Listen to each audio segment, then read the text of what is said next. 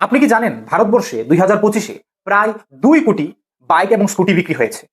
এর মধ্যে 90% বাইক এবং স্কুটি ছিল পেট্রোল চালিত। অন্যদিকে 2025-এ আমাদের দেশে প্রায় 40 লক্ষ গাড়ি বিক্রি হয়েছে। আর এই 40 লক্ষ গাড়ির মধ্যে ইভি কার ছিল মাত্র 1.5 থেকে 2 লক্ষ, আর বাকিগুলো ছিল পেট্রোল চালিত।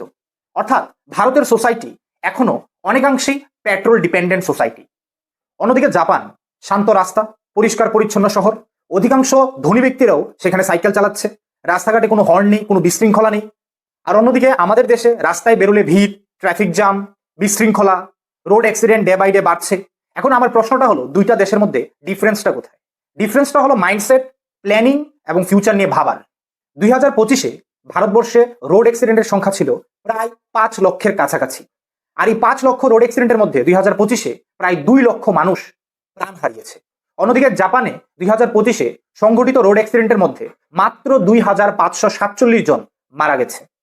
জাপানের মতো দেশে কার ওনারশিপ খুবই এক্সপেন্সিভ, এই কারণে যে কেউ চাইলেই গাড়ি কিনে নিতে পারে না। আমাদের দেশে ইএমআই ব্যবস্থা খুবই সহজ, যেখানে বাড়িতে একটা বাইকের প্রয়োজন সেখানে দেখা যায় একাধিক বাইক, গাড়ি আমাদের কাছে রয়েছে। জাপান পাবলিক ট্রান্সপোর্টকে গুরুত্ব দিয়েছে, ট্রেন, মেট্রো, সাইকেল ইউজ করাকে এনকারেজ করেছে। আর আমাদের দেশে ব্যক্তিগত গাড়ি বা বাইক থাকা এখন আজকের দিনে দাঁড়িয়ে সমাজে একটা স্ট্যাটাস দেখানোর মাধ্যম হয়ে দাঁড়িয়েছে। 2020 সালের আগে, অর্থাৎ লকডাউনের আগে, ভারতে পেট্রোলের দাম ছিল 70 থেকে 75 টাকা প্রতি লিটার। আজকের দিনে দাঁড়িয়ে প্রায় 100 থেকে 110 টাকা প্রতি লিটার। অর্থাৎ এই কয়েক বছরে পেট্রোলের দাম 30 থেকে 40 টাকা বৃদ্ধি পেয়েছে।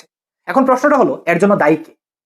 আমরা অনেকেই বলবো government, international oil market, war, politics. হ্যাঁ, অবশ্যই এগুলা ফ্যাক্টর, কিন্তু এখানে একটা আনকমফোর্টেবল ট্রুথ রয়েছে। এই প্রবলেমের আসল কারণ হলো আমরা নিজেরাই এই প্রবলেম তৈরি করছি। আমরা প্রতি বছর বাইক, গাড়ি ক্রমাগত ক্রয় করছি।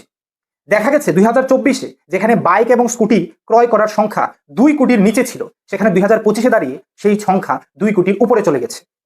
তার মধ্যে 90% বাইক এবং গাড়ি আমরা যেগুলো ক্রয় করছি সেগুলো কিন্তু পেট্রোল চালিত। অর্থাৎ আজকের এই পরিস্থিতির জন্য আমরা নিজেরাই দায়ী। পাশাপাশি এই যুদ্ধকালীন পরিস্থিতিতে দেখা যায় অনেকেই কোনো সঠিক তথ্য বা খবর না রেখেই প্যানিক ক্রিয়েট করে এবং প্রয়োজনের চাইতে অধিক পেট্রোল ক্রয় করে, যেই কারণে স্বাভাবিকভাবে ডিমান্ড বৃদ্ধি পাচ্ছে এবং ক্রাইসিস তৈরি হচ্ছে।